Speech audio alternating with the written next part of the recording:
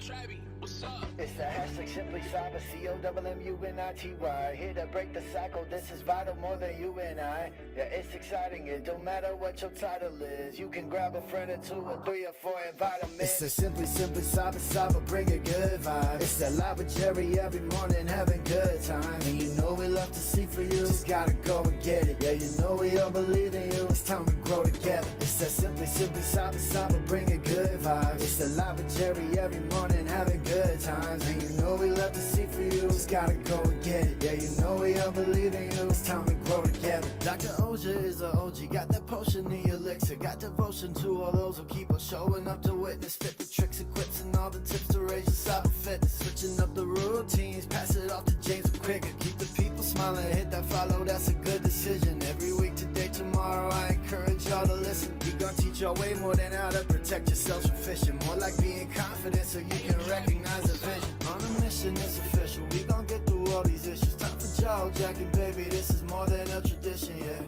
Oh, I can't forget to recognize the mods. They the engine, they the reason that you leave and feeling charged. It's a Simply Cyber, bring a good vibe. It's a live with Jerry every morning, having good times. And you know we love to see for you, just gotta go and get it. Yeah, you know we all believe in you, it's time to grow together. It's a Simply Cyber, bring a good vibe. It's a live with Jerry every morning, having good times. And you know we love to see for you, just gotta go and get it. Yeah, you know we all believe in you, it's time to grow together. Yeah.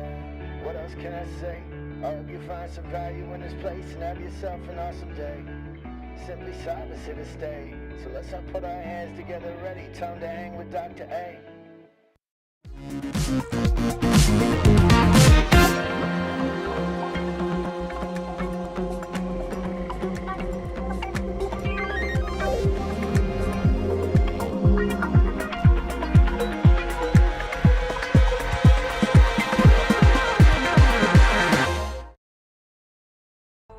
All right, good morning, everybody. Welcome to the party. Today is July 9th, 2025.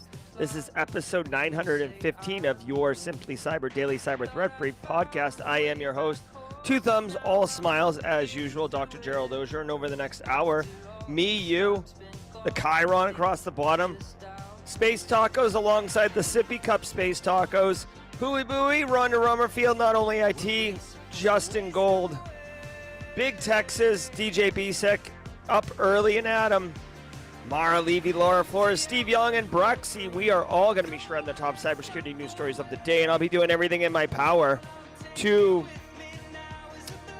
basically deliver this threat briefing, to deliver value to you in the sense of giving you the top cybersecurity stories of the day while also going beneath the headlines to mine out value that you won't get in a classroom, that you won't get in a textbook. Based on experience, based on, just I got scars to prove it. I know where the bodies are buried. However you want to put it, that's the goal. Alongside so many amazing professionals, the hashtag Team SC, the Simply Cyber community, lots and lots of experience. I bet you if we added up all the experience of the people in the community right here, we'd have over 1,000 years of experience. So we can help you. We got you, okay? So whether you're looking to level up and get a promotion at work, or you're looking to break into the industry, you're going to get value from the stream. That's our promise to you. 915 days, 915 episodes in a row. That's what's up. Now, I do want to say really quickly, I don't research or prep for any of these shows. Ain't nobody got time for that. Ain't nobody got time for that. I don't know if you can tell. I'm like trying like hard to kick the rust off myself right now. I'm feeling a little groggy, so I'm going to take a big slug of this sippy cup, and we'll see what's up. Oh my God. Sometimes the coffee just hits. So good, so good. All right, I hope everybody's having a great day and ready to crush it. I hope everybody's ready to crush it, guys, because we got a banger of a show for you. Now, before we get into it, let me give a little love, a little shout out, sprinkle a little thank you dust on the show sponsors. Yeah, no, Marcus Kyler, I said I wanted to get awake, not launch out of this chair with the crank.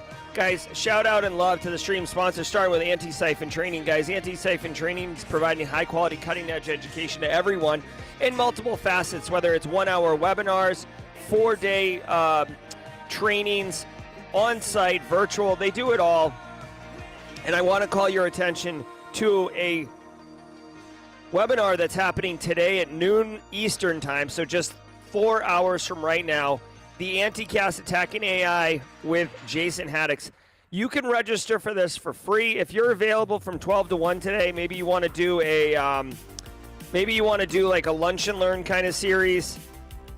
I'm telling you right now, if you register for this training, you will not be disappointed. Jason Haddix is a phenomenal practitioner, great guy, very smart, and the fact that you can learn from him for free is insane. Giddy up on that. Anticast at noon today. And also, if you do go to the Anticast, tell him you're from Simply Cyber. We can go ahead and raid that. In fact, hold on. Let me look at my calendar. I might raid this too with you. Let's do this here. I'm going to register. All right. I'll come back with this. I'll come back to this. I'll be at this. I love raiding things like that. I also want to say shout out and love to Barricade Cyber Solutions, who's presenting a Fortified 365 webinar series. This is going to be every other week for 12 weeks. And essentially, Eric and the team is going to do a live webinar walking through the settings for securing a Microsoft 365 environment. If you go to the webinar's landing page, which I'll drop a link here, that's the webinar landing page in chat right now. Dude, you're going to figure out how you can set release preferences for target release, disable outdated authentication methods, which reduces risk. You're going to be able to verify your organization's identity and DNS records for all services. A lot of value, not like all killer, no filler here at the Fortified 365 webinar series. Go check that out. I would say the target audience is someone who's responsible for securing an Office 365 environment, or if you're looking to break in the industry, dude, lots of businesses have M365 for their back-end infrastructure, so there's mad value here for you. Very practical. I also want to say shout out to, Delete Me. Let me say what's up to Delete Me. Hold on, I got a new read. Delete Me messaged me yesterday. They were not happy that I was reading the wrong read. All right, guys. Right now, the headlines are chock full of data breaches and regulatory rollbacks, making us all vulnerable. But you can do something about it. Delete Me is here to make it easy, quick, and safe to remove your personal data online. The fact is, we're all at risk. How many times have you got an email or a letter saying your data has been breached? I know I personally have gotten probably like 10 of them. It's unsettling, it stinks, but the good news is Delete Me can help. As someone with an active online presence, privacy is really important to me. I would like to choose who has access to my information and who does not have everyone have access to it and other people making fat bank off of selling that information. I'd like to control that. So take control of your data, keep your private life private by signing up for Delete Me now at a special discount for our listeners. Get 20% off your Delete Me plan when you go to joindeleteme.com/simplycyber and use promo code simplycyber at checkout. The only way to get 20% off is to go to joindeleteme.com/simplycyber, enter code simplycyber at checkout. That's joindeleteme.com, code simplycyber. Thank you all very much. Also, I just want to remind everybody, there's links to all of the sponsors in every single show description. Clicking on those links, checking out those sponsors does help the show. Obviously, the sponsors see when people click on them. It helps the show long term.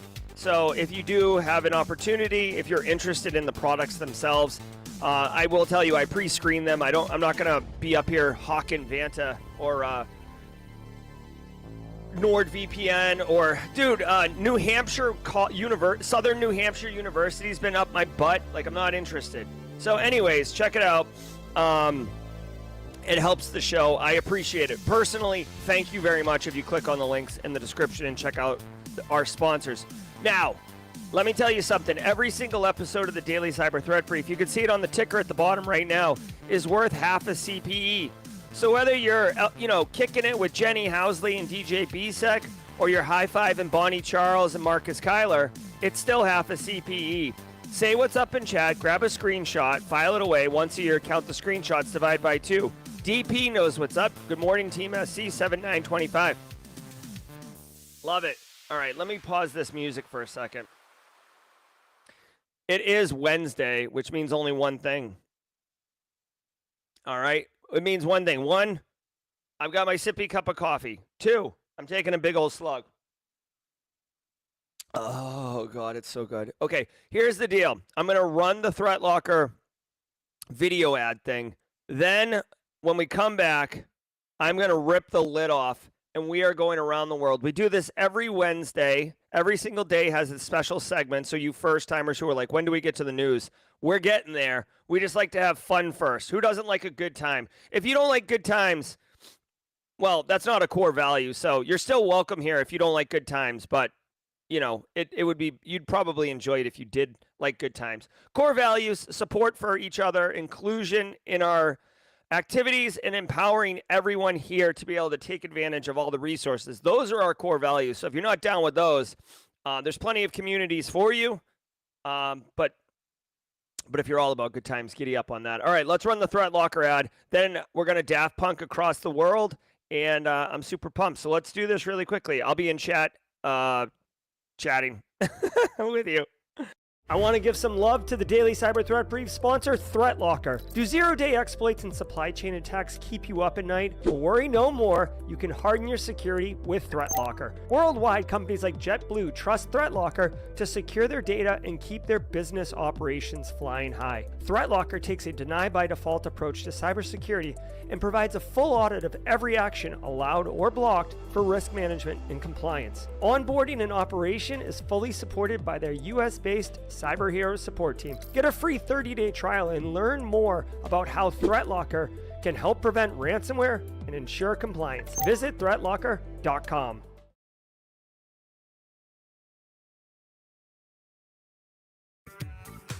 Oh, yeah. Here we go. Let me pull up my friend Marcus Kyler's interactive world map. All right, guys. We're about to go around the world.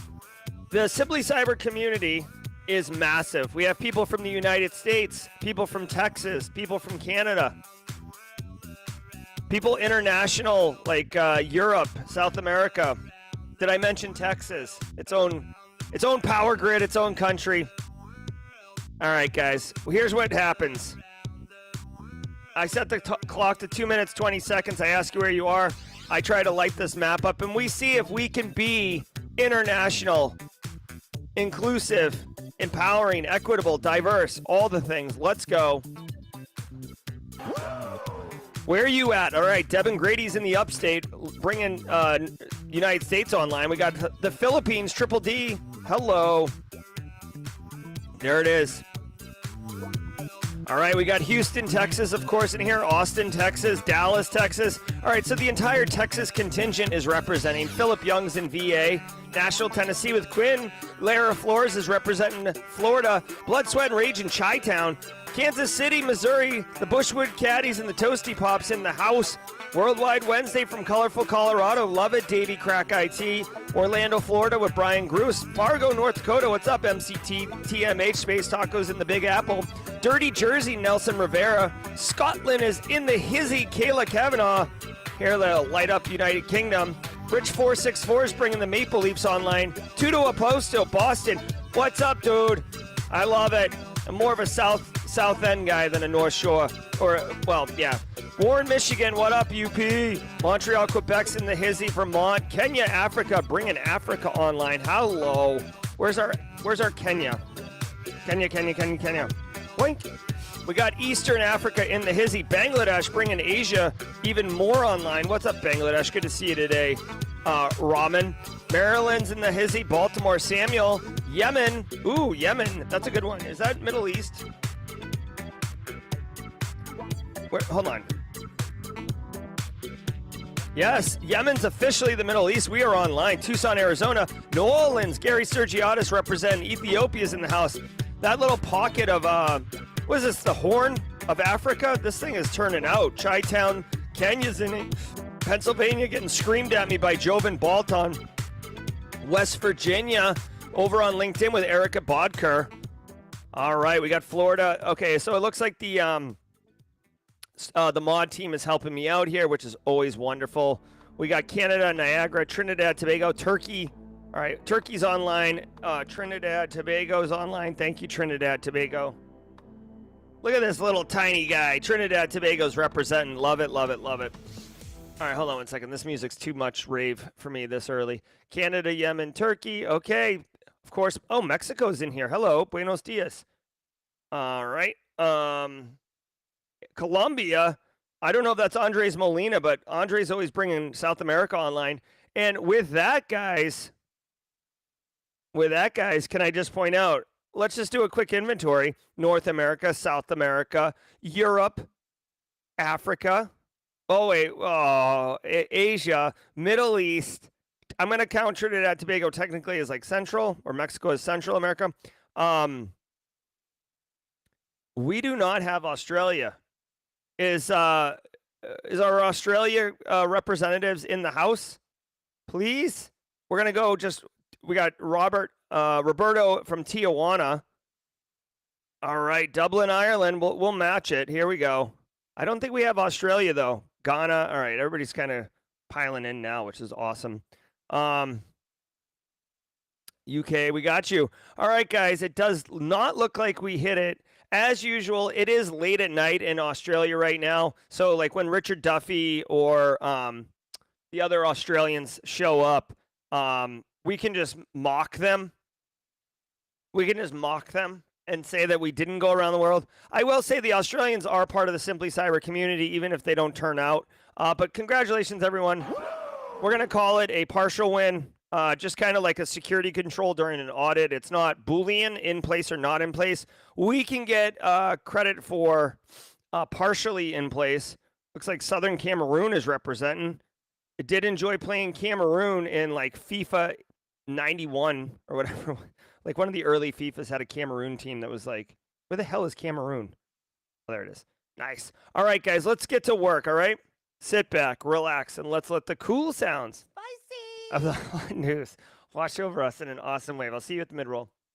From the CISO series, it's Cybersecurity Headlines. These are the cybersecurity headlines for Wednesday, July 9th, 2025. I'm Hadaska Sorla. In today's cybersecurity news, 4 members of President Trump's cabinet impersonated.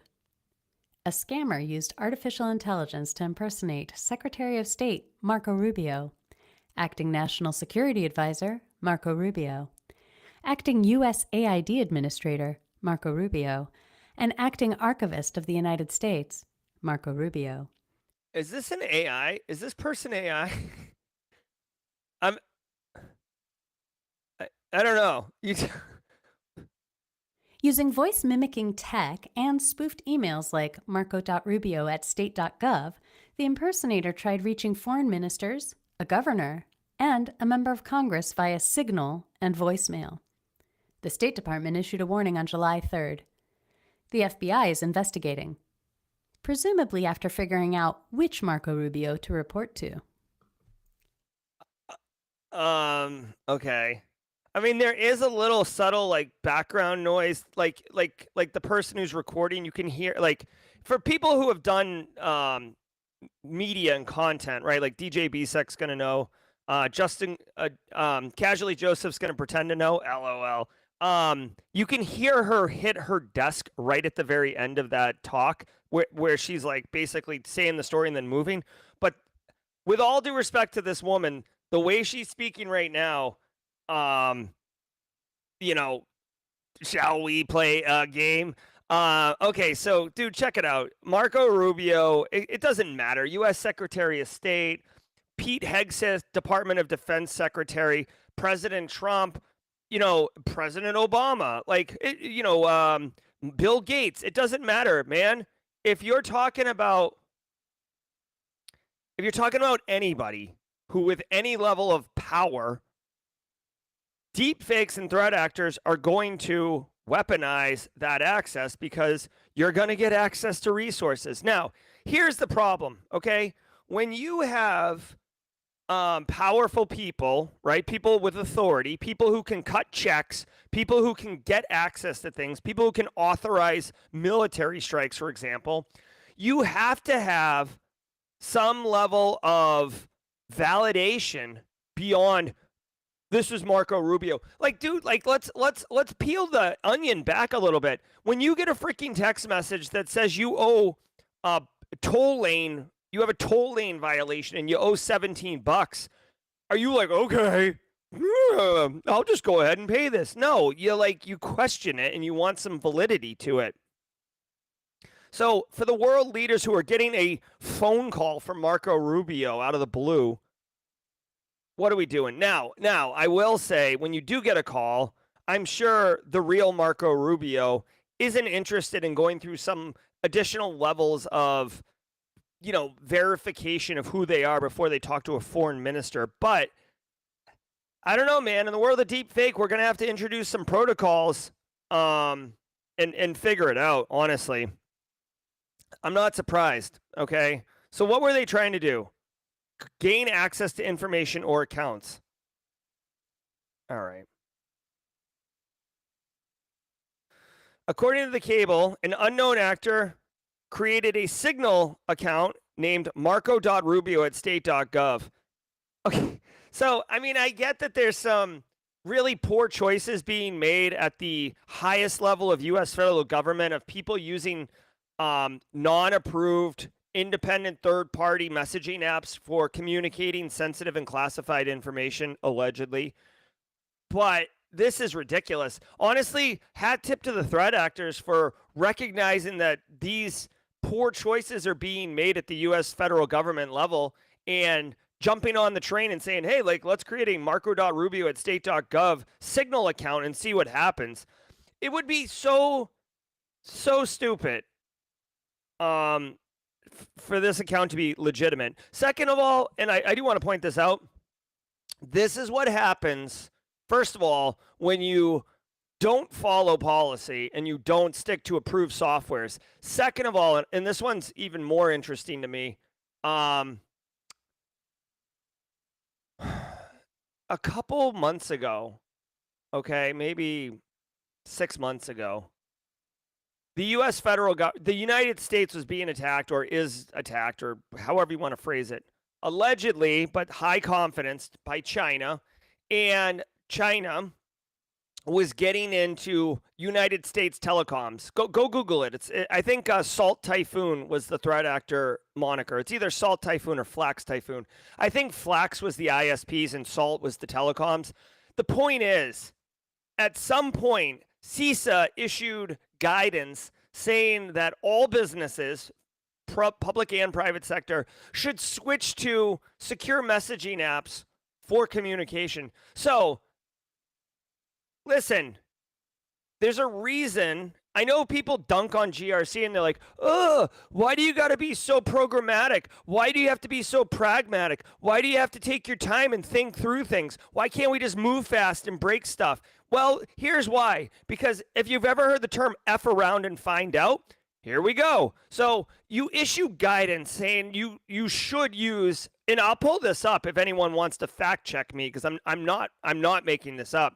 When the U.S. federal government advises businesses and public sector entities to use private messaging apps to conduct business to avoid China from eavesdropping, and then you have people at the highest level of the federal government doing that, and then you like dunk on them. Again, I don't agree with bringing people who are not read in on classified programs into the group chat. That's stupid. But my point is, this is the bet you made, man. You told people to use Signal, and now people are falling for it left, right, and center. So, Okay, so Space Taco says that the new voice is... thanks for this super chat, Space Tacos. What? Did we just become best friends? Yep.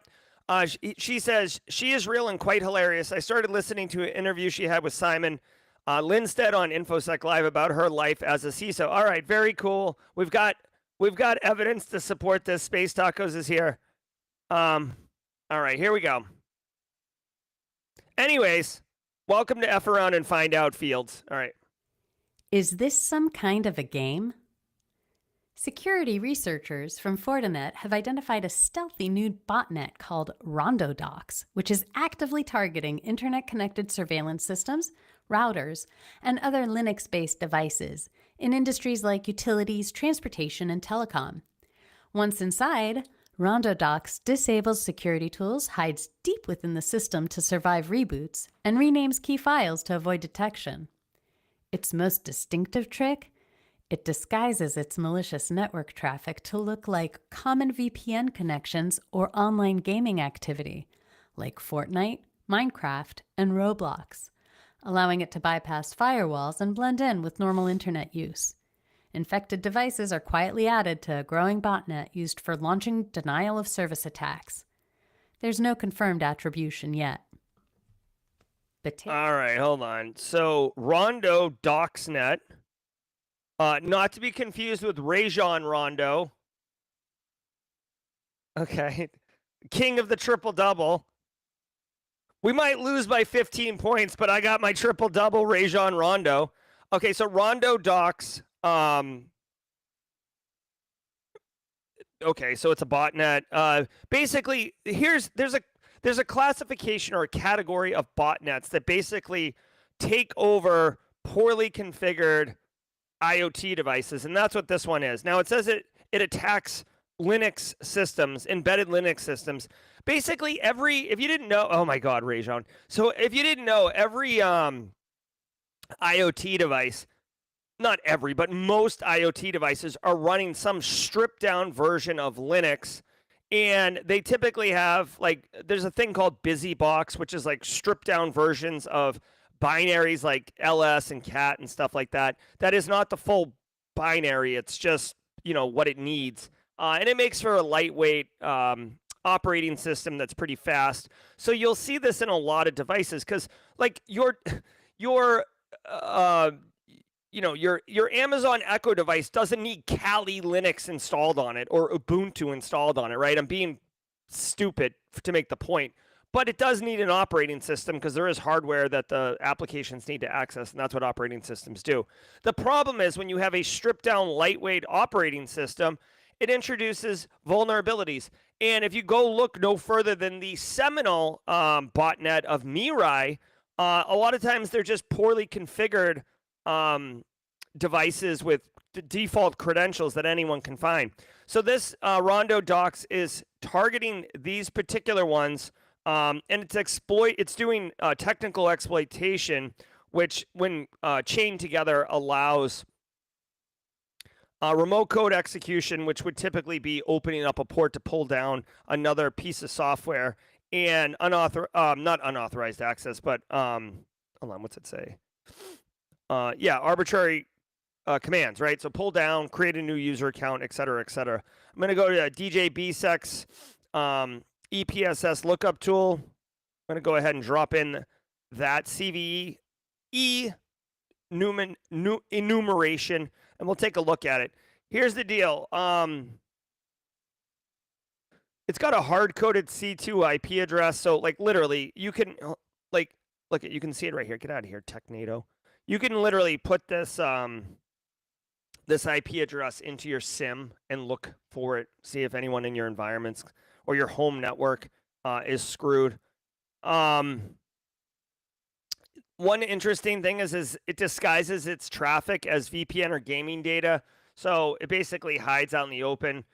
I mean, realistically, threat actors love some port 443, right? It just hides in encrypted web traffic. You can't see what it is, but it looks legit. It does have persistence capabilities. This does look like a fully featured piece of malware that does a lot of things. What exactly is it doing, though? Okay, it's not clear. I mean, it is a botnet, so it's probably being weaponized for either initial access into whatever compromised environments, or it's being used as a denial of service attack engine. Either way, you don't want it in here. If you are infected, again, this would be embedded Linux devices. They're specifically calling out TBK DVRs. So if you have that specific technology in your environment, you better look out. It says to remediate, deploy file integrity monitoring, which is not easy. Harden your Linux file system permissions, which is a control you should have already done. Like, listen, if you are infected and then you're going to harden your Linux system, I think it's too late. And then implement EDR tools with behavior-based. Yeah, these are all fundamentals, dude. EDR, that isn't trash, right? So behavior-based EDR, network segmentation, which again, you don't snap your fingers and get that. And then file integrity monitoring. Good luck. I've seen Tripwire was like famous for that. I tried implementing Tripwire in an environment. It was a nightmare. It was a nightmare. All right, so looking at this particular vulnerability, this is a nasty one. 57% chance that you will get attacked by this in the next 30 days.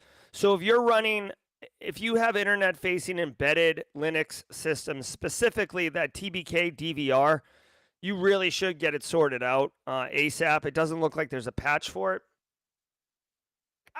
You gotta patch it.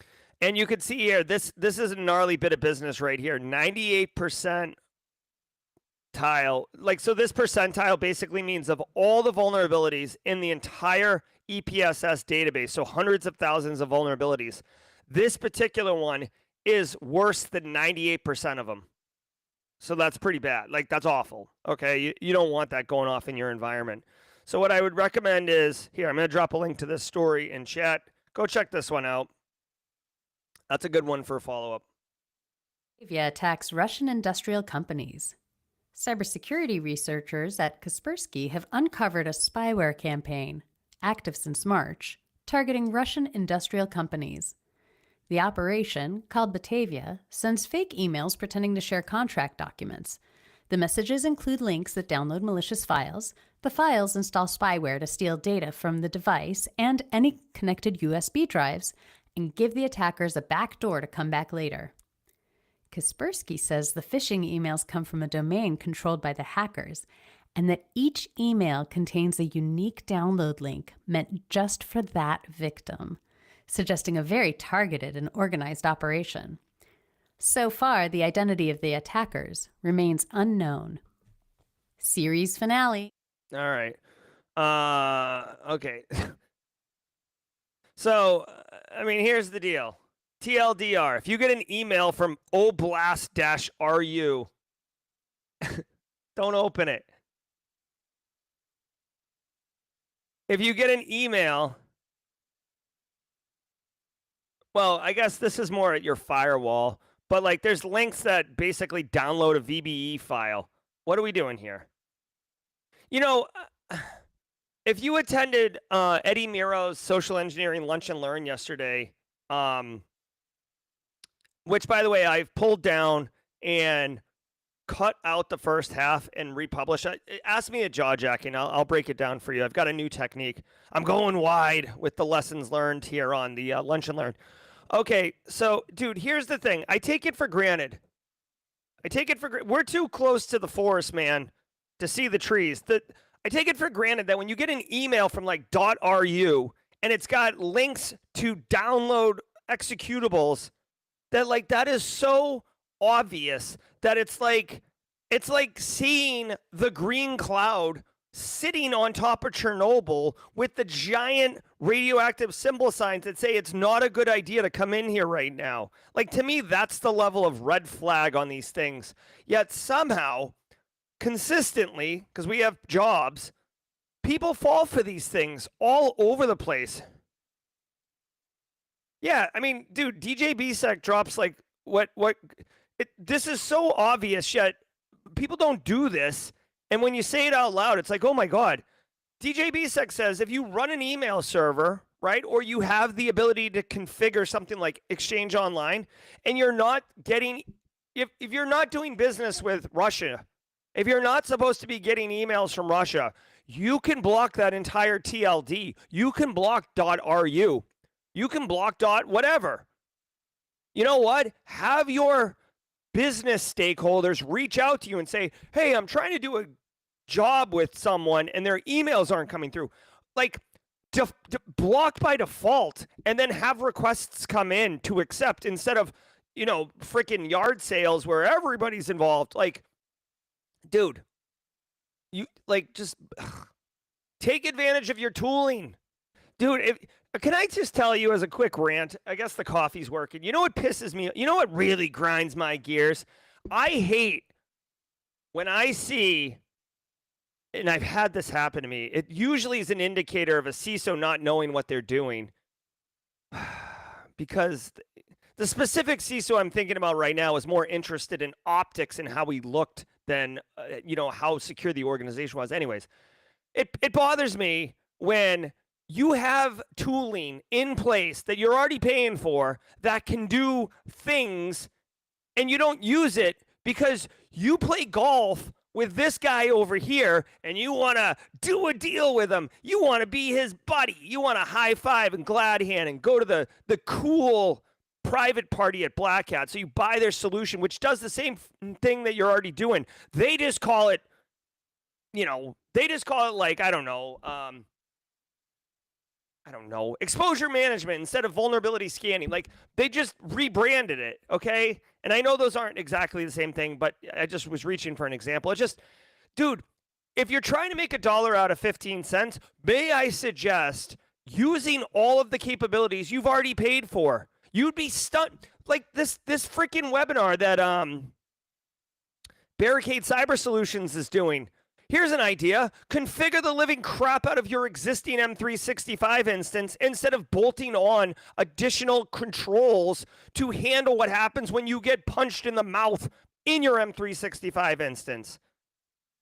And I'm not just talking about cool EDR tools or cool add-on tools. Like your operating system. Listen, I get it. I'm sorry. Now I'm unhinged now. I'm crashing out, Gen Z. Listen. I get CIS benchmarks are way too constrictive. I get it. If you apply the CIS benchmark for Windows 11, you'll basically have a paperweight. I get it.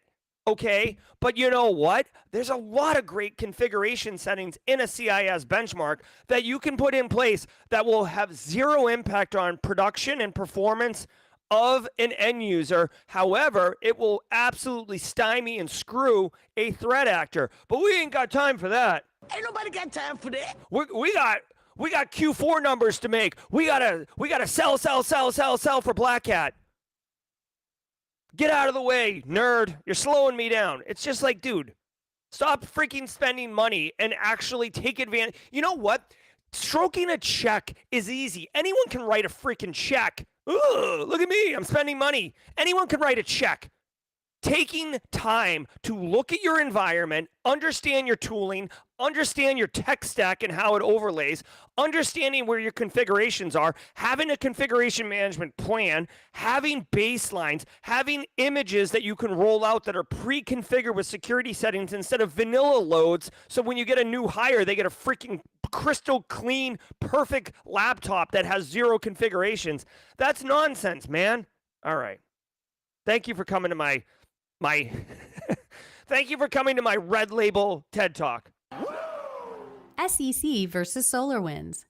A spin-off of the original 2020 cyber thriller Sunburst, the SolarWinds hack, this legal drama wrapped quietly as the SEC and SolarWinds reached a settlement, ending the agency's first breach-related enforcement case without a prearranged deal. The SEC had accused the company and its CISO of misleading investors about cyber risks prior to the infamous breach. After the federal judge cut much of the case down, citing weak hindsight logic, the plot lost steam, disappointing fans, much like the final season of Game of Thrones. Now, with a September 12th deadline to finalize terms, both parties have agreed to a stay. I didn't understand that. There was a lot, I love using metaphors to explain things, but I kind of got lost in that one. Basically, SolarWinds, massive multi-billion-dollar company, got taken to the woodshed by Russia a couple years ago. Russia put them on like a pair of pants, rode SolarWinds Orion low on the hip on a train bound for glory right into Fortune 500 companies' infrastructure and United States federal government infrastructure.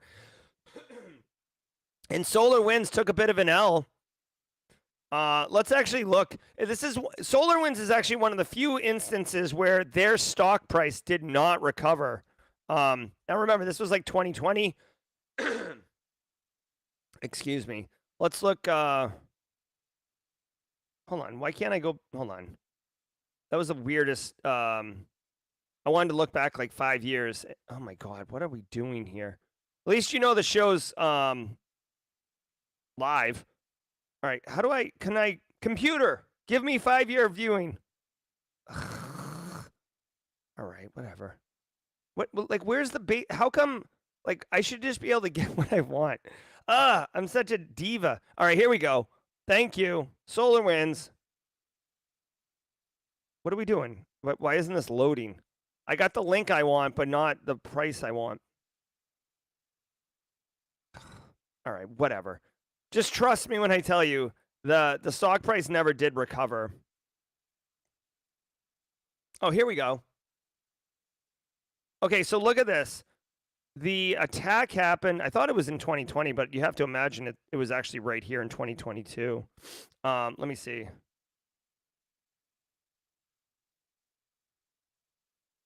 Oh, the IPO was 2018 to 2022, and in 2023 is when they got the charges announced. So they got hit right here. You can see this was at the all-time low.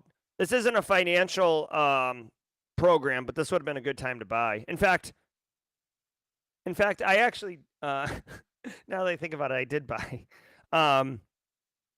It's a long story. Anyways, they were trading at around $17, $18, and now they're trading at $18. Okay, so they fully recovered. I haven't looked at this in a few months, but they fully recovered. So this just goes to show you, even when you get the most sophisticated, and I would argue that SolarWinds was one of the most sophisticated, elegant espionage attacks in history, cyber attacks in history. You can argue with me about Stuxnet. Even with that, even with all these settlements, even with all the lawsuits, even with all the bad publicity, we talk about reputational damage in cyber GRC circles as far as like negative impact. Even with all that, this company is right back to where it was. Now, granted, it took 3 years and probably a lot of like navigating to get back here. But there you go, dude. Impact. I don't know, man. If I was being beach sand in your shorts, and you try to sell me on reputational harm, I would just point to SolarWinds and be like, "What are you talking about? Reputational harm? Come at me, bro. Come on." Huge thanks to our sponsor, Vanta. Do you know the status of your compliance controls right now? Like right now? Like right now? We know that real-time visibility is critical for security, but when it comes to our GRC programs, we rely on point-in-time checks. But more than 9,000 companies have continuous visibility into their controls with Vanta. Vanta brings automation to evidence collection across over 35 frameworks, like SOC 2 and ISO 27001. They also centralize key workflows like policies, access reviews, and reporting, and help you get security questionnaires done 5 times faster with AI. Now that's a new way to GRC. Get started at vanta.com/headlines. Google. Oh, here we go.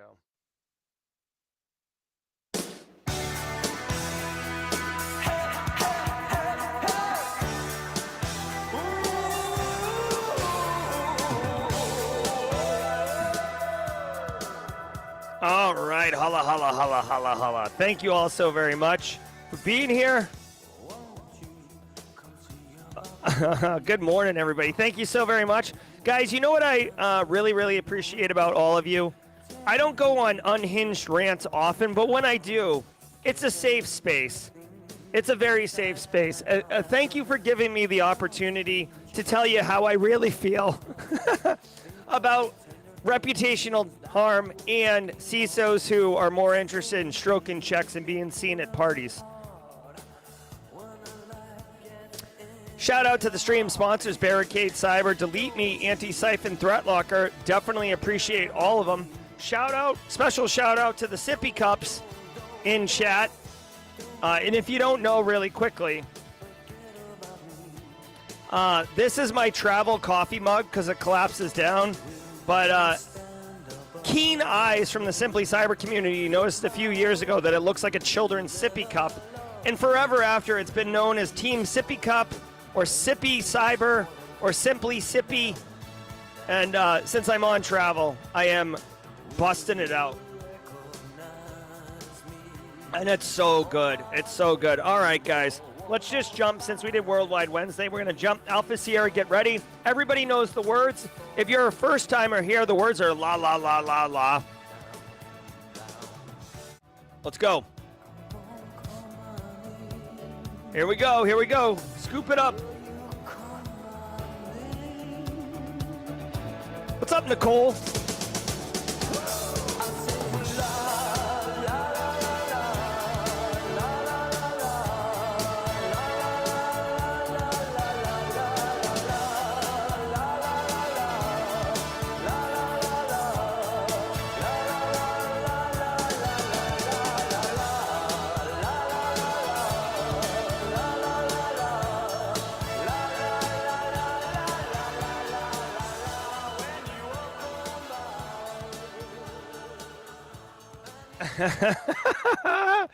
That's not true. I do not go on unhinged rant 10 or more times an episode. All right, let's finish strong, y'all. Google's Gemini. As of July 7th, 2025, Google's Gemini AI will be able to access Android apps like Phone, Messages, WhatsApp, and more. Even if you previously turned off Gemini apps activity, that setting only stopped the AI from using your data for training, not from tapping into your apps. These permissions allow Gemini to interact with other apps on your behalf, send messages, make calls. I guess I don't have to have that awkward breakup conversation after all. To fully block Gemini's access, users must go into the settings and manually revoke permissions for each app. Google says conversations won't be used for AI training if activity is disabled, but they'll still be stored for up to 72 hours. Privacy advocates are raising concerns about the vague rollout and the fact that off doesn't really mean off. Yeah, that's some trash, dude. Like when you sometimes like when you have a app or a configuration and the option to turn it off doesn't do anything or doesn't do what you think it does, that's some hot trash. Also, I want to point out, I don't know, like soon, so this would be on Android operating systems only. The good news is if you're on some like variant Android supported device that isn't like main branch, you're probably not going to get this update, which is kind of funny. So it'll be able to quote unquote help you with your phone messages and utilities, whether you have it on or off.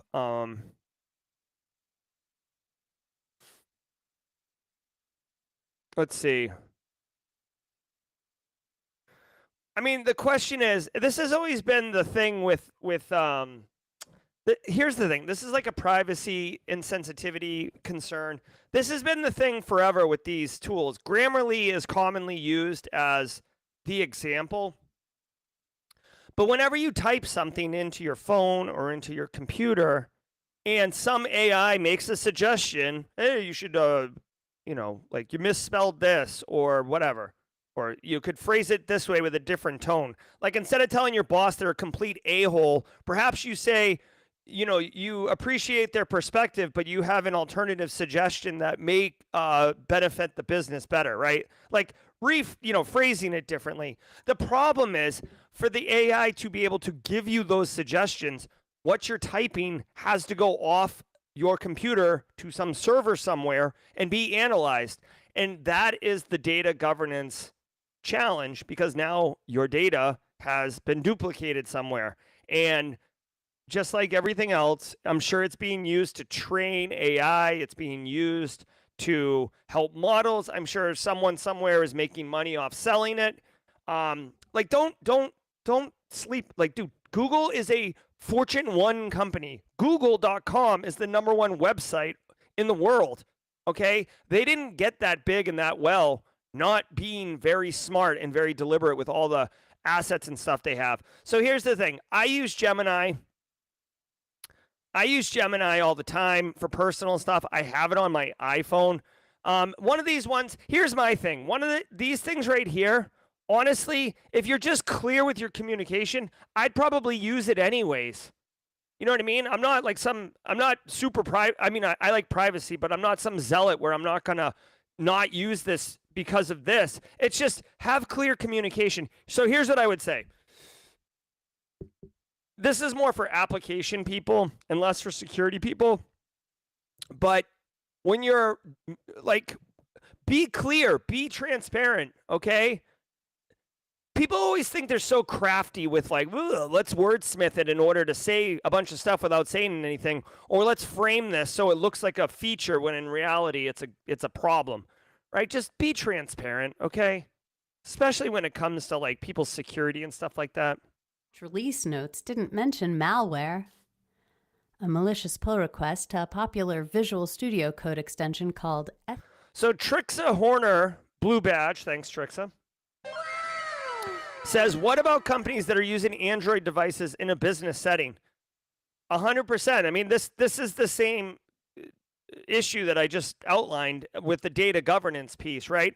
Whatever your emails, your private, your business emails, your business documents, your business text messages, all those things are going to be in scope of this.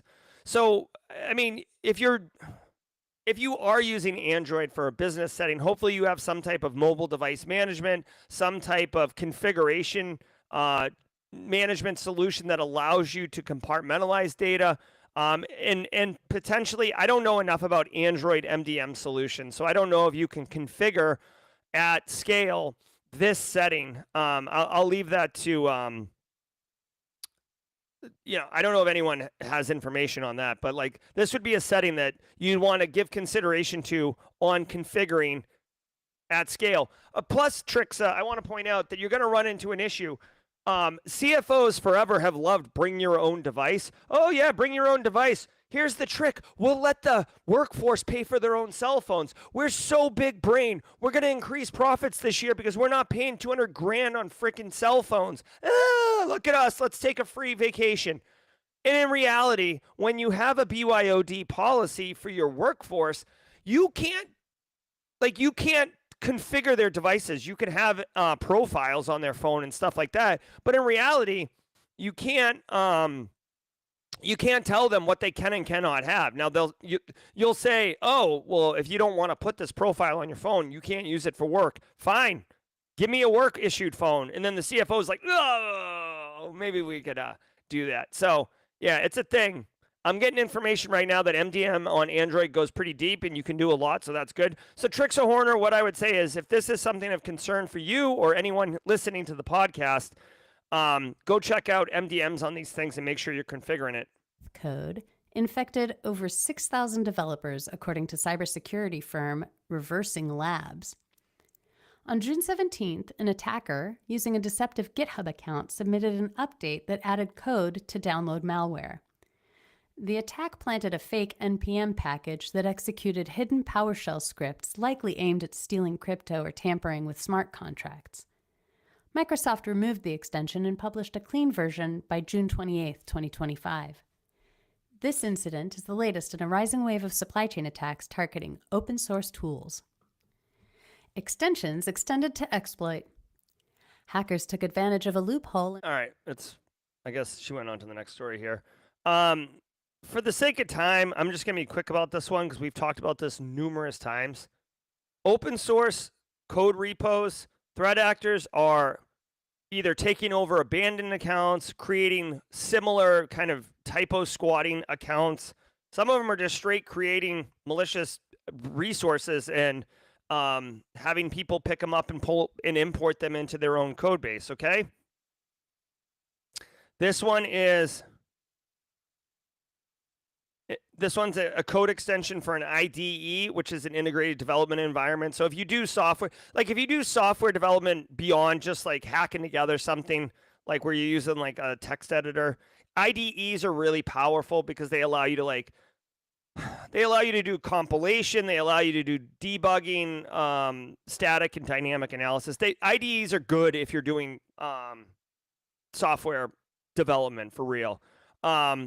But they, like anything else, they have these like capabilities to extend themselves. And this ETH code extension basically is malware, and 6,000 different people pulled it and used it. TLDR. I say this so often that I might as well make a video of it.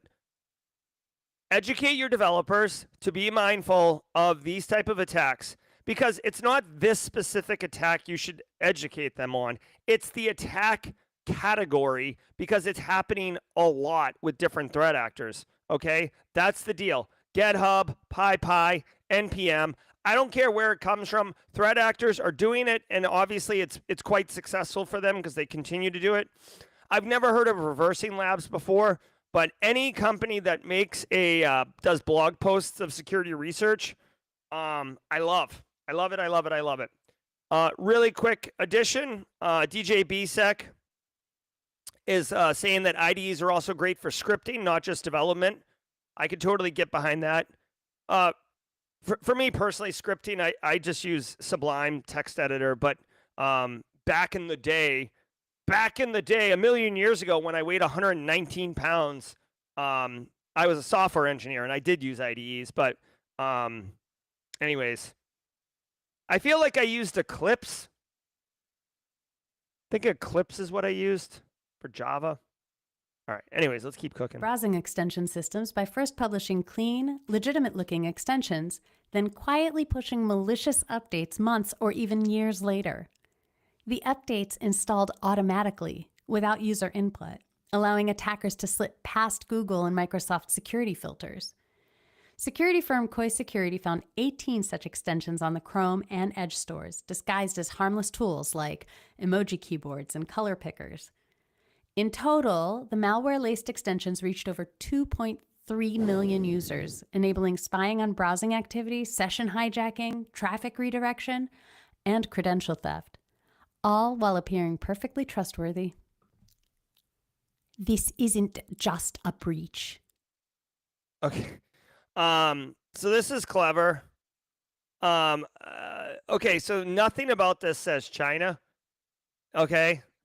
And again, I'm not pushing xenophobia. It's just when you look at TTPs of threat actors,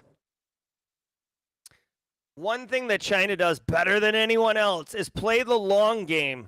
This one has like that hallmark all over it. So think about, here's the deal. Chrome extensions, or Chromium-based solution extensions, so Chrome and Edge, are being used as vehicles for malware delivery. And the reason it's working is because the extension is not malicious in nature. It can go through every check possible. And then at some point in the future, the developer pushes malware through it as an update. This is very, very, like as a comparison, this is so similar to doing a background screening check before you hire a new hire. And then, you know, whatever, 6 months, a year later, they turn into a criminal and they're stealing all the stuff at your work and you don't catch it because you're not doing another background screening, right? This is the same thing. So here's what you need to do. Number one, keep clean extensions. If you haven't done it, make a note today. Go through your Chrome extensions. If you've got some disabled, delete them or uninstall them. If you've got some that you don't use anymore, remove it. Okay? You can't eliminate all risk. If you're using a color picker or some type of like AI tool or whatever, if you're using it, you're accepting the risk that it could be basically scaffolding for malware to be pushed to you. And then you got to hope for defense in depth, right? Or is your EDR solution going to catch it, etc.? But just know to keep it clean, right? Educate your end users. The thing is, dude, inventory, software inventory, review, those things aren't fun, okay? They suck, frankly. They're boring. So people don't do them. But that's what's going on. Now, the reason I mentioned China earlier is because when you look at a typical threat actor, when you look at a typical cyber criminal, they're trying to get paid today. Straight cash, homie. Dude, there's so many soft targets out there that there's no reason to play the long game because I'll just send you a friggin' email and by the end of the afternoon, I've got $500 in Amazon gift cards. Like, why would I want to get you to install an extension, which, by the way, you don't know who your targets are going to be, right? You don't know who your victims are. So anyone could download the extension. So then you've got kind of a mixed bag of victim pool. And then at some point, you're going to take it over. So from a threat actor perspective, this attack doesn't vibe with a normal threat actor, especially a financially motivated one. So it's very odd, honestly, this particular attack sequence, but it's the long game. And, it's quite effective. So be aware of that. Do yourself a favor. Do a Chrome extension review, maybe even like come up with some campaign at work. Like, oh, hey, hold on. What month are we in? July? Spring cleaning's too late, but hey, it's, summer cleaning time. Do your Chrome extensions, right? Or like just say like, hey, do you want to get robbed? Your Chrome extension could be spying. This is an M&S breach. In a follow-up to their recent ransomware attack, UK-based Marks & Spencer has confirmed that it began with social engineering. On April 17th, attackers impersonated an employee and convinced a third-party IT provider to reset that user's password, giving them initial access. From there, the threat actors, believed to be Dragon Force ransomware group linked to Scattered Spider, infiltrated systems, encrypted servers, and exfiltrated roughly 150 gigabytes of data. They used a double extortion strategy, threatening to leak the data if demands weren't met. M&S worked with professional negotiators and has not disclosed whether a ransom was paid. As of now, the stolen data has not appeared on any leak sites. All right. For the sake of time and everything, this is the retail giant out of the UK. Sounds like it was Scattered Spider. We knew it was Scattered Spider. Scattered Spider, their TTPs include social engineering, calling help desk. We knew all that as well. So this is an update, I guess, on that, confirming what we already knew. Thank you. Next. Hold on. Hey, Gen Z, I know you're going to like this. Gen Z. There we go. How do I do this? This is what I think of when I see this story. There we go. Thank you. Next. All right, let's keep cooking here.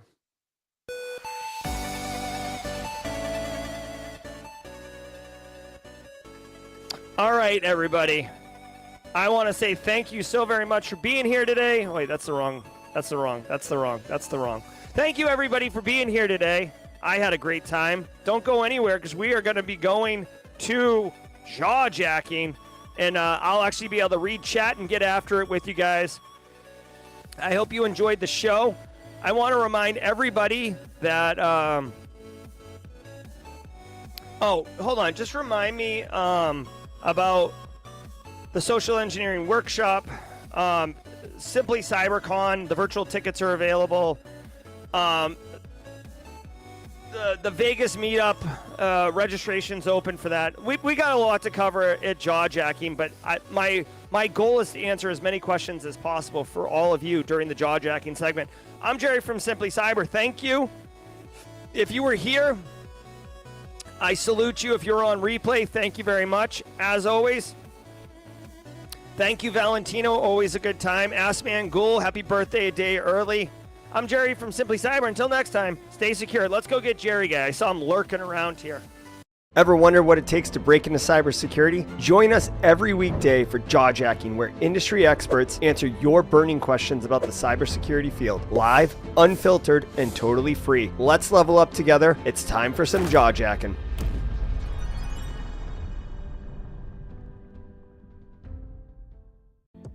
All right, what's up, everybody? Welcome to the party. My name is Jerry Guy. A little bit of an alfalfa look going back here. This is Jawjacking. This is a 30-minute show.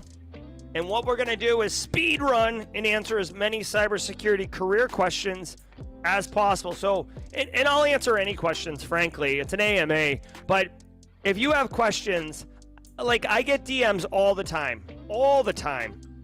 And I can't answer them because I don't have time. Okay, time is like a really valuable asset that I have very little of. And so I do this show. And the idea is that I can help you, and chances are the question you have, a lot of people have.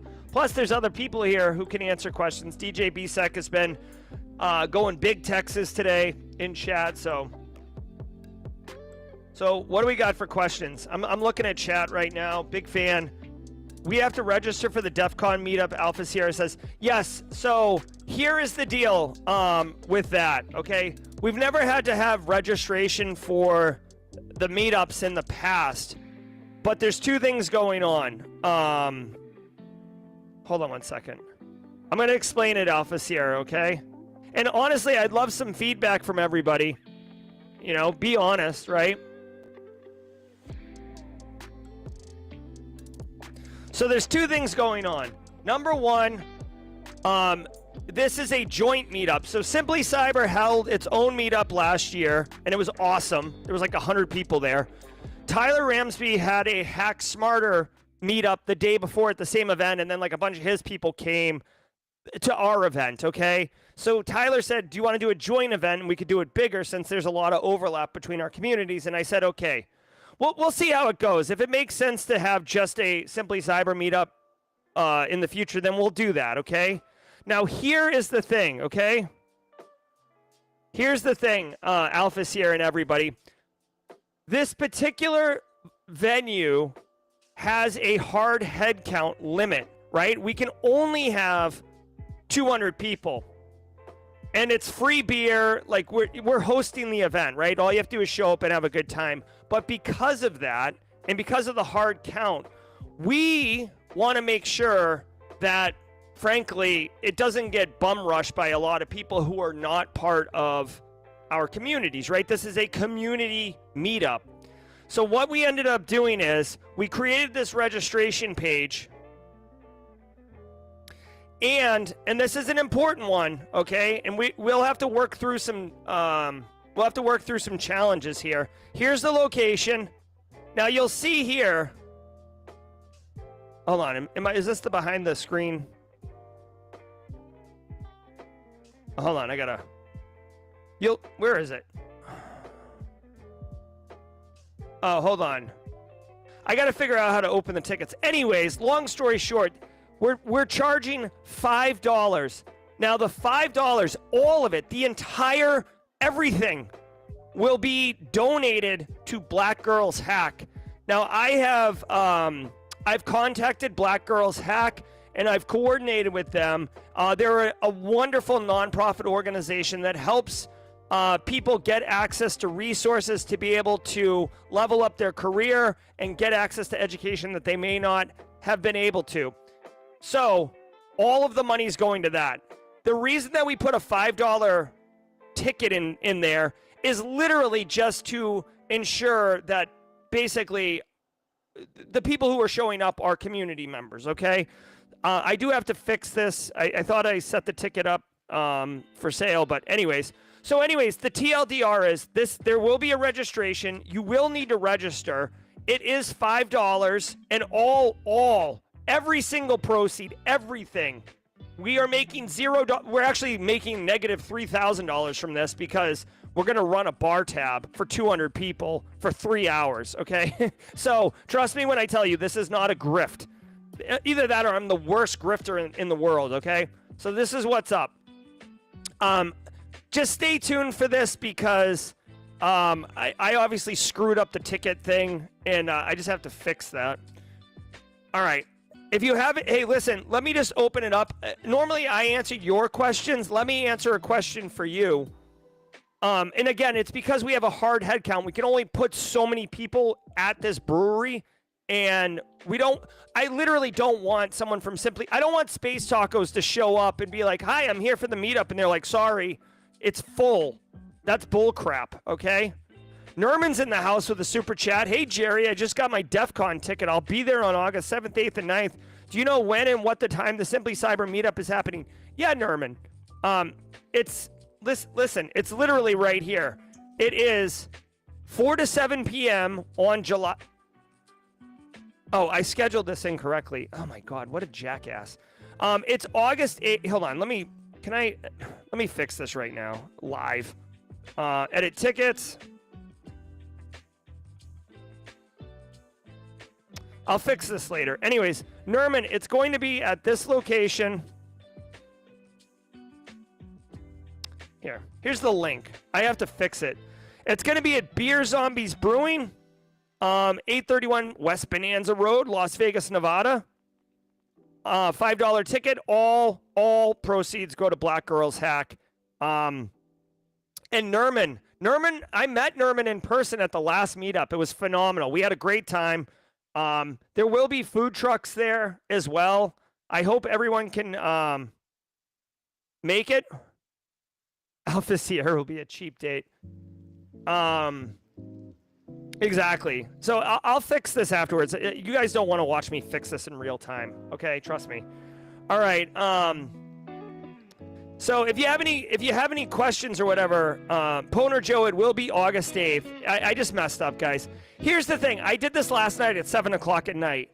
I know I complain and sound like a baby when I say that I don't have time, but like I literally don't have time. I tried to do this like so I could talk about it, and I just screwed up. I'll fix it, I promise, okay? So let me answer your questions, guys. I want to help. Really quickly, I did see that Deb Wigley was in chat. Ladies and gentlemen, Deb Wigley. Shane F. with the question says, Jerry, I have an interview for a SCADA specialist. The job description mentions cyber, Modbus, TCP, IP. What do you recommend, if anything, to freshen up on? Well, so SCADA is definitely an OT ICS environment. Modbus is a protocol around that. What I would encourage you to do is, like, hopefully you have some insights already to OT type software, right? There's two things I would recommend. Number one, is it OpSWAT? Hold on one second. When's the interview, Shane? It really depends on how much time you have for prep. OpSWAT. Let me see. Is it OpSWAT? Yeah. So so hold on. This is what I would do.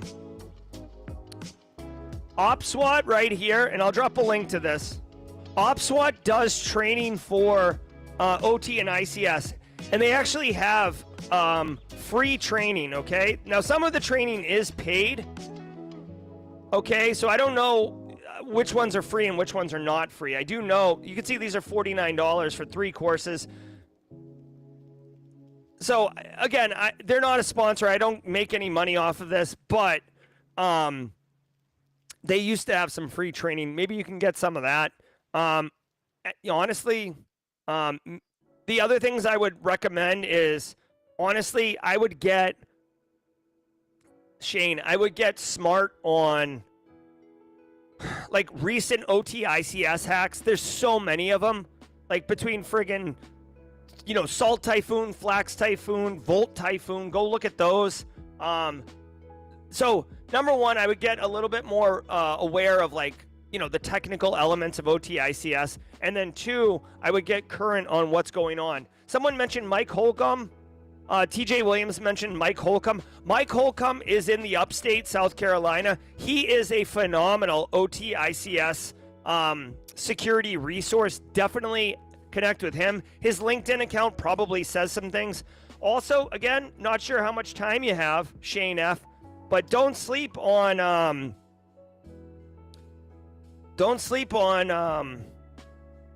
Simply ICS Cyber, right? Even here at Simply Cyber, we actually have a full show called Simply ICS Cyber right here. And this actually is Don Weber and Tom Van Norman, who are phenomenal industry practitioners in the ICS OT space. I'll drop a link to this playlist for you as well. Again, I don't know how much time you have, but please report back, Shane. I'd love to play a wrecking ball sound effect for you. Cyber Risk, which says, what are some interview questions to ask help desk employees applying for forensics investigator roles who have no direct security or investigations experience? Wow. Okay, so I'm thinking, this would be more of an entry-level forensic investigator role. I would assume that they've done some training. I would ask them scenario-based questions, well, I'll give you 2, Cyber Risk Witch. Number 1, I would give them something that's more of a softball, and would give you indications of how they've treated their current help desk role. So you could ask them, hey, have you ever had an end user call where the situation seemed like it was a compromised computer or phone? And if they say no, then fine. But if they say yes, you could say, okay, what led you to believe that it was compromised?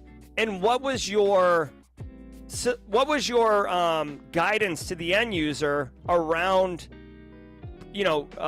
responding and recovering that asset? And then cyber risk, which you could take it one step further, right? So this is where it kind of take what they know and what they did, now give them kind of a scenario based on it and say, imagine, if you will, that we were going to do some type of analysis on that phone or laptop or whatever, the one that you just told me about. What would you do? What would you do? You need to run forensics on it. What would you do, right? See if they haven't even an idea at a high level. Are they going to start mentioning tools like, oh, we would use like Ncase or FTK, or we would use DD to pull data off, or we would make an image, or we would pull these logs, or we would look in the SIM to see whatever, right? Give them a really open-ended question based on a personal experience they had in their current role and see where they take it. That's what I would do. Shane says Monday. So Shane, you've got time, dude. You've got 5 days, 6 days. I would absolutely consume the living hell out of some OTICS stuff. Let's see. Emmanuel Apau says, I work at a healthcare company and I wanted to know how we can get more engagement from the health professionals on phishing. Any ideas? Yeah, so clinical staff are always going to be not super focused on what you're doing, and also they have their own language. Honestly, what I would do is I would do two things, Emmanuel. One is healthcare specific, and then one is kind of just it'll work in any environment. Number one, with the phishing type stuff, don't make it healthcare related. Make it make it about something that would personally impact them. You need, anyone that's personally been victimized, it stays with them. It's very, very visceral. So if you can hit them with some type of, your financials are compromised, or you don't have access to your Google Photos anymore, or your iCloud is locked down. If you make it personal, it hurts a lot more. And not to say you want to hurt your end users, but it'll be more visceral and it'll stay with them. And then you could teach them better cyber hygiene practices for their personal life, which they will naturally adopt into your environment. Yesterday, I got arguably the best phishing email I've ever seen in my life. I got a phishing email that looked super legit about a change to my 401k plan. I mean, everything about it, the small text in the footer, the language, the email address was janky, but you know how a lot of these document services, they have kind of generic domain names in the subdomain. I mean, everything about it looked pretty good. Now, fortunately, I own my own business and I administer my own 401k. So since I didn't send it, you know what I mean? But for a lot of people, I could see people falling for that. So that's what I would say, Emmanuel. And then secondly, for the healthcare related stuff, dude, what I would say is I'm a big fan of micro awareness at high volume instead of one big piece at low volume. So take a bunch of healthcare stories and make it very simple for them to understand, right? Don't talk about 0 days and next-gen firewalls and, info stealers. Just say hey, this doctor fell for that. This doctor gave up their credentials, right? This doctor, this patient was hurt, right? Nurses love helping patients. Doctors love, well, there's a lot doctors love, but make a true story of something that happened. Make it resonate from the perspective of the clinical care professional and help them understand what that risk was and how it was realized. That's what I would say. Roswell UK says, you're in an interview and you know you're losing them, i.e. they cut you off before you feel you finish your answer. How would you get them back on your side? Oof, that is a tough one, dude. You know what? Honestly, what I like to do, and this is a confidence thing, and I wouldn't have done this earlier in my career, so choose your own adventure. But what I would do is I honestly like addressing things like that head on. So I might say, like, if I feel like I'm losing them, I might say, you know, like, interrupt them, basically. Like, say they ask the next question or whatever. I could be like, hey, listen, real quick, you know, I'm really enjoying this interview, and I'm excited about this job, but I do feel like, you know, I'm losing you a bit. Maybe I'm not a good fit. I just want to be crystal clear. You know, are the, like, I might even say, like, just kind of address it. Be like, hey, you know, and are the answers I'm giving you, is the conversation we're having not hitting right for you? Because I just want to make sure that we're making value of both of our times, or I want to make sure that I'm, you know, being respectful of your time. You know, because honestly, maybe they've already decided it's not a good fit, and there's no level of, like, dancing and jazz hands that you can do to fix it, right? So that's what I would do. I like to address it. You know what I mean? Because then, honestly, the person probably thinks that they're being clever or subtle, and then when you address it, you know, you have to do it respectful, though. If you're like, hey, listen, a-hole, I took this time out of my day just like you did, so why don't you pay attention to me? Like, that's not going to work, right? But be respectful. Nerman says, hey, Jerry, I tried to purchase an SC meetup ticket, but the sale ended. Yeah, Nerman, thanks for the super chat. I have to fix it. I have to fix it, Nerman. Okay, I'm sorry. I have to edit it. Like, I chose the wrong date. I just don't want to do it while I'm live on stream. You know what I mean?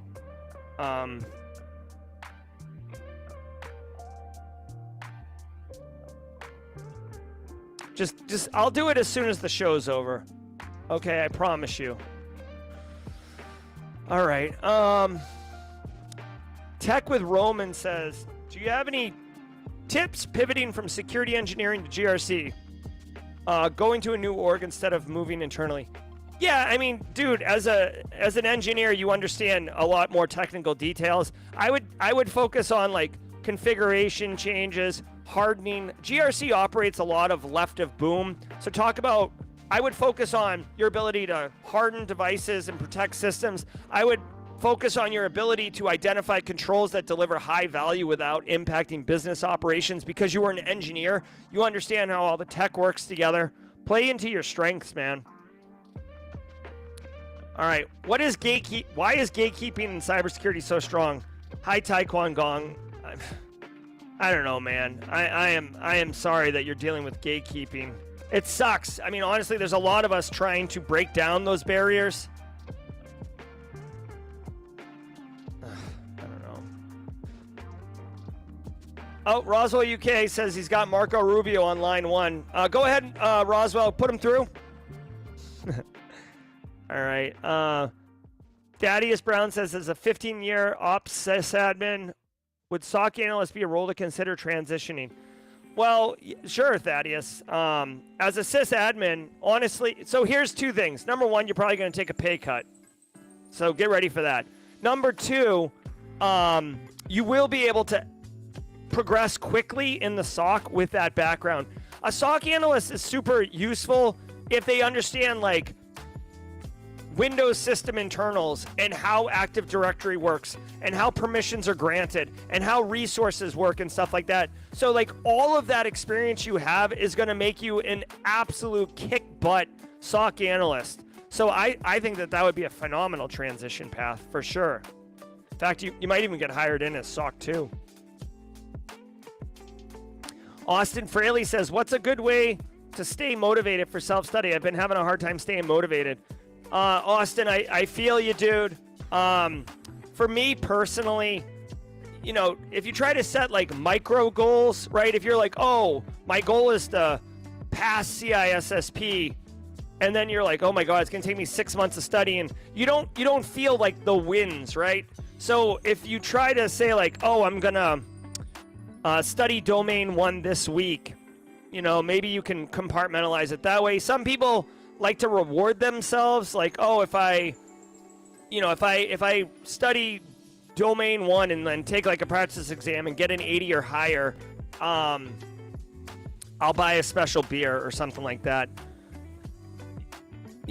For me personally, Austin, what I try to do is, and I get it, when I don't want to call it burnout, but like when I lose interest in studying something, what I try to do is find something else that I'm interested in and excited about that relates or complements whatever it is that I'm not interested in, and then I try to focus on that.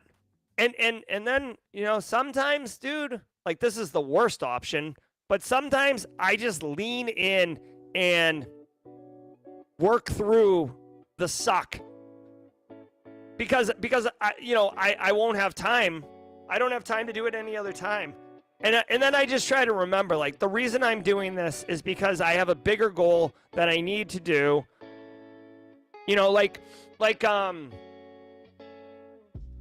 What's an example, man? Like this book here. I'm reading this book on learning how to delegate, okay? And I'm reading it slowly because it's a tough read.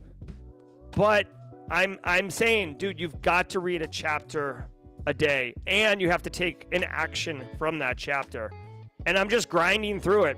So those are a couple different options. Also, this is my final suggestion, and I'd love to know, people in chat, if this works for you.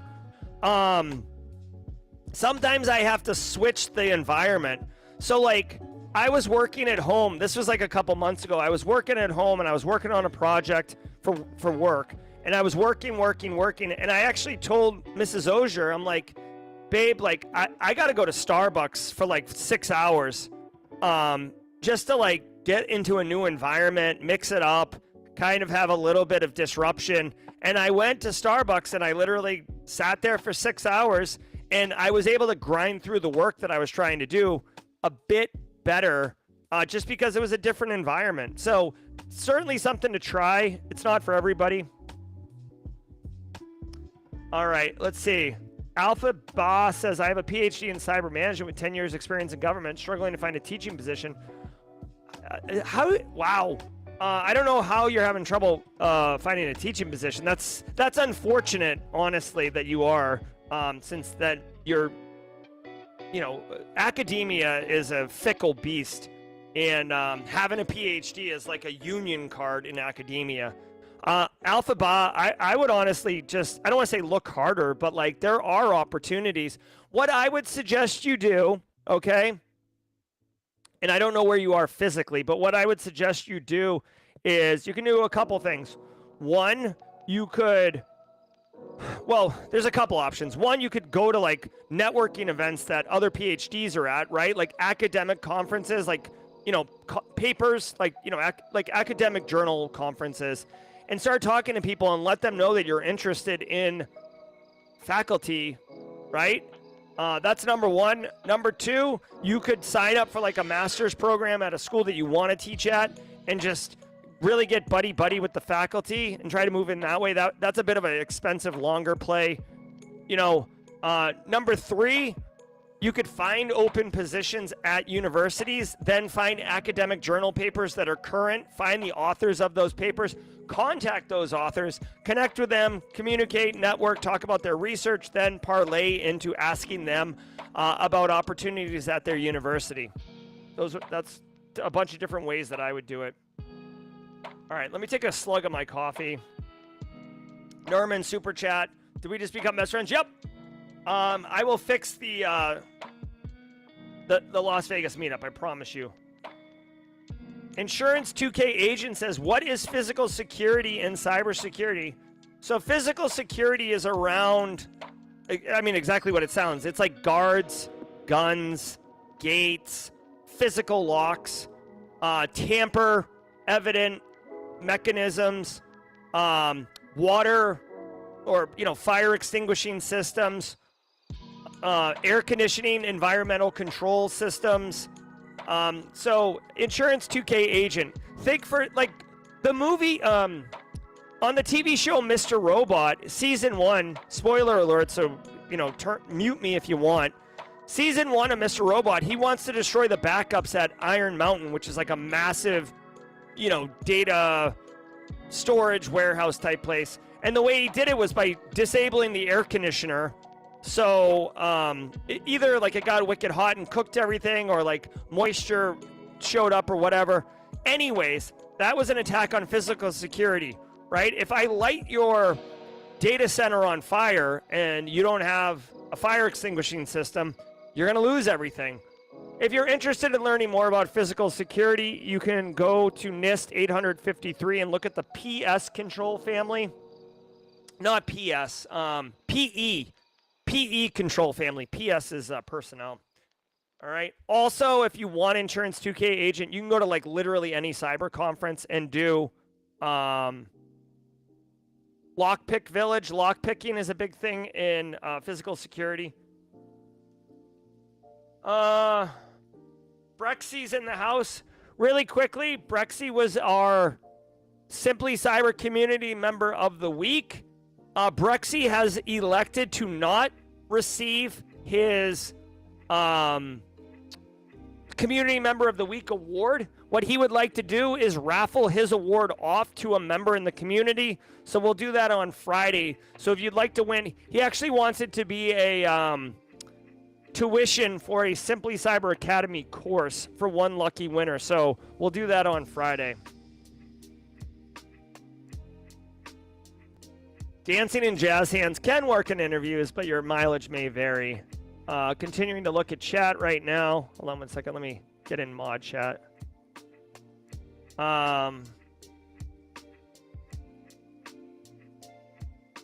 All right, continuing. I'm looking for cues in chat. By the way, I love the conversation. Thank you, everybody that is in chat offering their own thoughts and suggestions to people's questions. Thank you.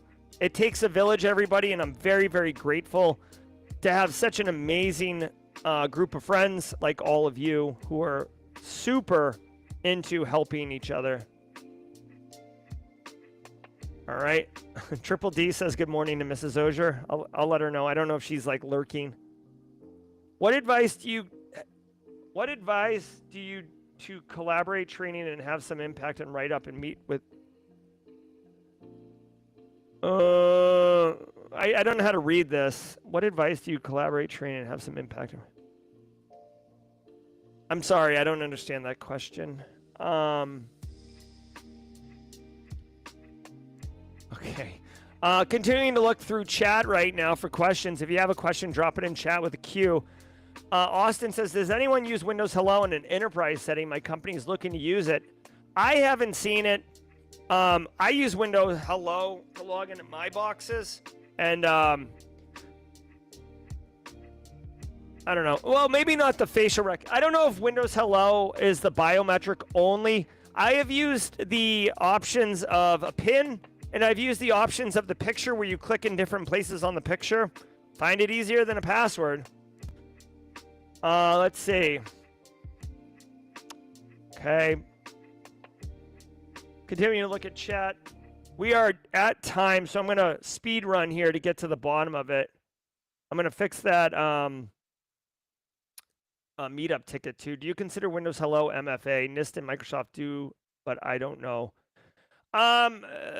So I consider it MFA if you have to do more than one thing to authenticate, right? So if you just get presented a biometric interface and you biometric through, that's one factor. You know, people shouldn't get so hung up on like what the factor is. It has to be multiple things. You know, if it's a PIN and biometrics, if it's a PIN and a password, if it's biometrics and honestly, I know some people it's what something you have, something you know, something you are. I'd be willing to accept double biometrics, right? Your facial recognition and your thumbprint. I'm okay with that, right? It's better than single factor. All right. YubiKeys can work like smart cards. That's right. The problem with physical security authenticators is people lose them. and then they cost money. And CIOs, CISOs, CFOs, they don't like buying new multi-factor authenticators because it's a pain, it's expensive, it's all the things. All right. We are at time. I want to say thank you, everybody, for being here today. Thanks for the jawjacking.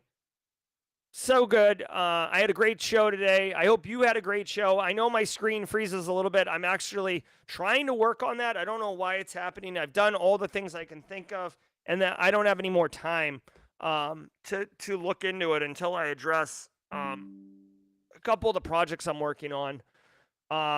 Remember simplycybercon.org if you want to register for the Simply CyberCon. We have 4 different amazing trainings. I have been delinquent in marketing the trainings and the conference. I'm underwater, frankly, guys. So I'm trying to do all the things in a reasonable order, and we'll get there. So shout out to the mod teams, guys. Thank you very much. Your mods, if you have a minute, do say thank you and head nod to the mods. Your Kimberlys, your Justin Golds, your Casually Josephs, your Haircut Fishes, your DJ B-Sex, all of them, your Eric Taylors, like all your mods is what keeps the show flowing. And I genuinely appreciate them.